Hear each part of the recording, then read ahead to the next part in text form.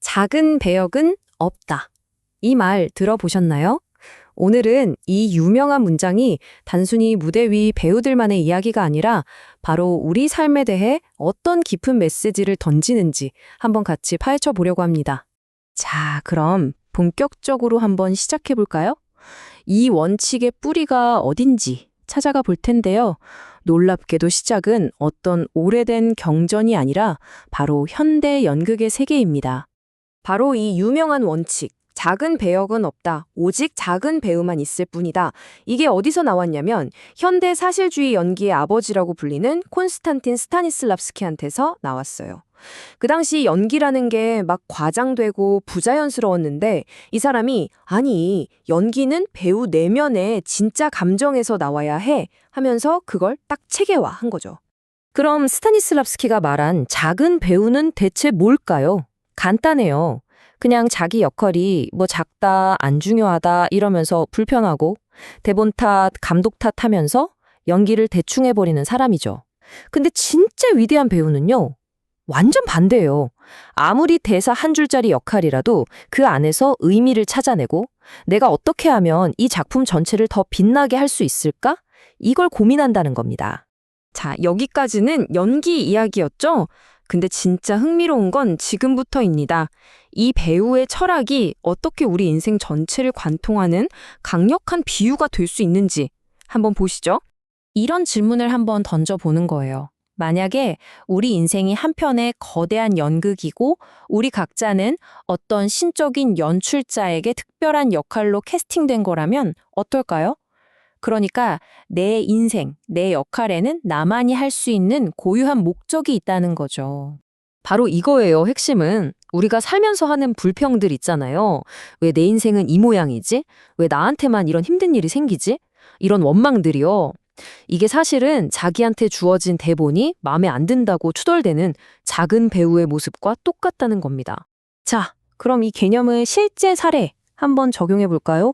지금부터는 겉으로 보기엔 정말 최악의 배역, 가장 보잘것없고 누구도 맡고 싶지 않을 것 같은 역할을 받은 한 여성의 이야기를 들여다볼 겁니다. 이 이야기의 주인공은 바로 가나안 여인입니다. 당시 유대인 사회에서 가나안 사람은 그냥 이방인이 아니라 역사적으로 얽힌 적이었어요. 완전히 배척받는 존재였죠. 그런 그녀가 아픈 딸을 살려달라고 예수에게 필사적으로 다가가는데요. 하지만 처음부터 거대한 벽에 딱 부딪히고 맙니다. 예수의 반응이 정말 차갑기 그지없어요. 처음엔 아예 못 들은 척, 완전 무시하죠. 다음엔 내 사역의 대상은 네가 아니야 라고 딱 선을 긋고요. 그리고 마지막에는 당시 문화에서 정말 심한 모욕이었던 개라는 단어까지 쓰면서 거절의 강도를 점점 더 높여갑니다. 그런데 바로 이 순간, 이 여성이 이 모든 상황, 이 대본을 완전히 뒤집어 버리는 정말 아카데미 여우주연상감의 명대사를 날립니다. 여기서 다시 한번 상황을 짚고 넘어가야 해요. 예수가 자녀의 떡을 개들에게 던지는 건 옳지 않다고 말하잖아요.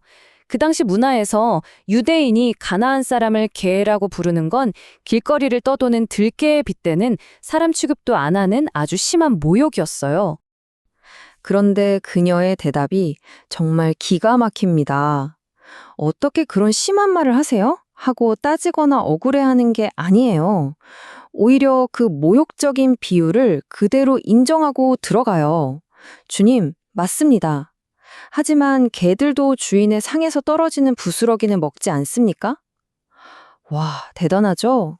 자, 그런데 여기서 진짜 중요한 디테일이 하나 숨어 있어요. 사실 성경 원문을 보면 예수가 쓴 개라는 단어는 당시 유대인들이 경멸적으로 쓰던 들개가 아니었어요.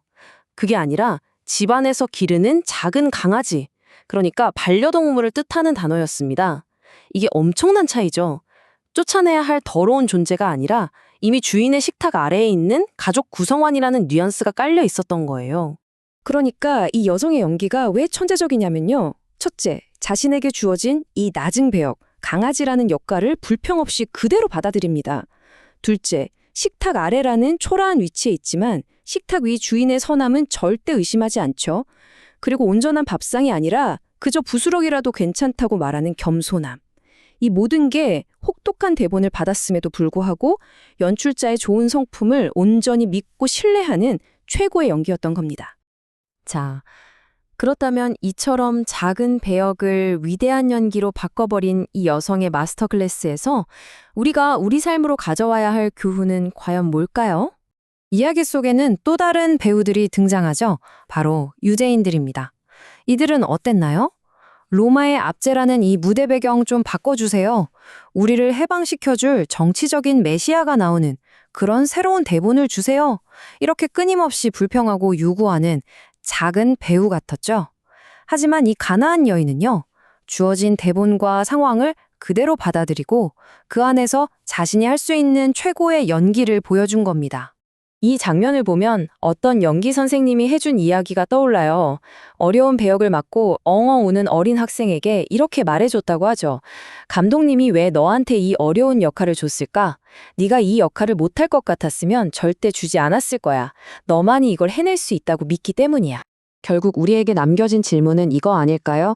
어떻게 하면 더 멋지고 화려한 배역을 따낼 수 있을까가 아니라 내 인생의 연출자께서 나를 믿고 맡겨주신 이 배역을 나는 과연 어떻게 연기해낼 것인가?